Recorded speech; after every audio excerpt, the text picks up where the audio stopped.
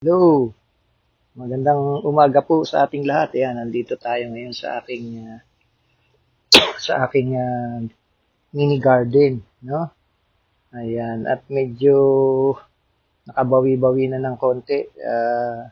Tinanggal ko na dito kasi pumapangit yung likuran namin eh. So, ayan, tatanggalin ko na rin yan one of these days.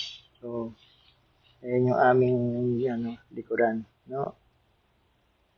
So, yan, yung aming backyard. So, dyan lagi yung aming aso.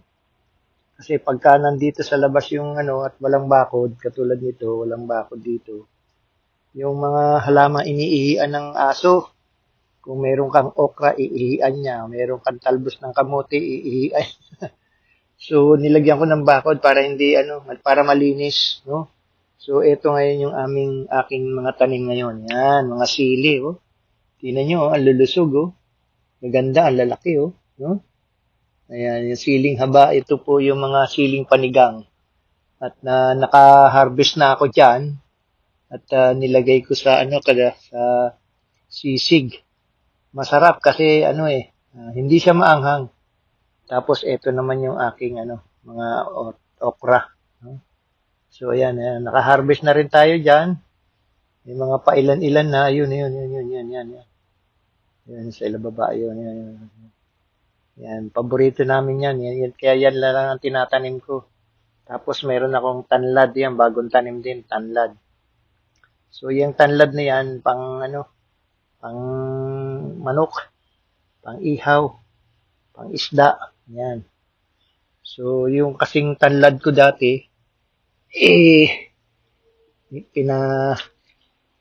pinatay ko na. Ayun. Hindi ko palang naasikaso dahil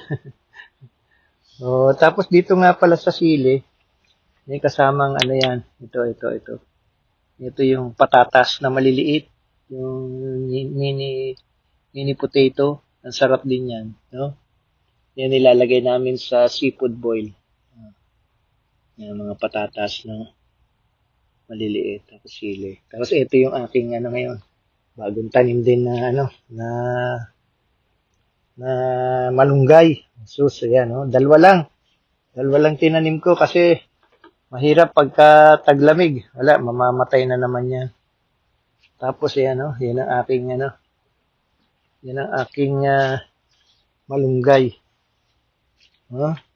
Tapos ng malunggay, kasama niyan, ito ang aking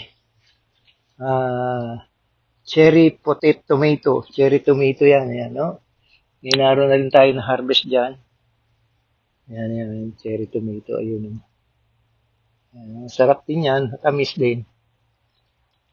Pang salad kasi mahilig sa salad yung mga anak ko. Kaya yan ang tinanim natin. No? Cherry potato. Tapos, meron tayo dito. Ito pechay na to. Pinabubulaklak ko lang kasi wala akong mabiling na Japanese pechay yan eh.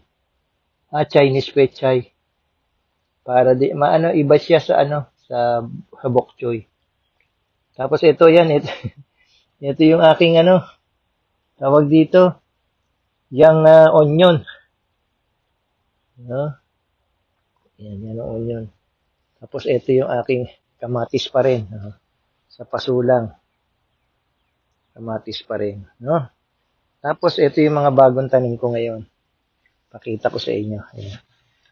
Ayan, no? Yan pipino. Yan, no? Isa, dalawa, tatlo, apat. Ayan, pipino. Hindi namatay po yung mga pinya ko dito. Masarap pa naman yung mga pinya nila. So, yan. Nandito lang tayo. Mini garden lang. Maliit lang na garden. Kaya para asikaso. Pagka hindi po napupuntahan, namamatay siya eh. So, yan lang muna ang update ko sa aking bagong taniman. Hanggang dito na lamang po at maraming salamat. See you. Bye.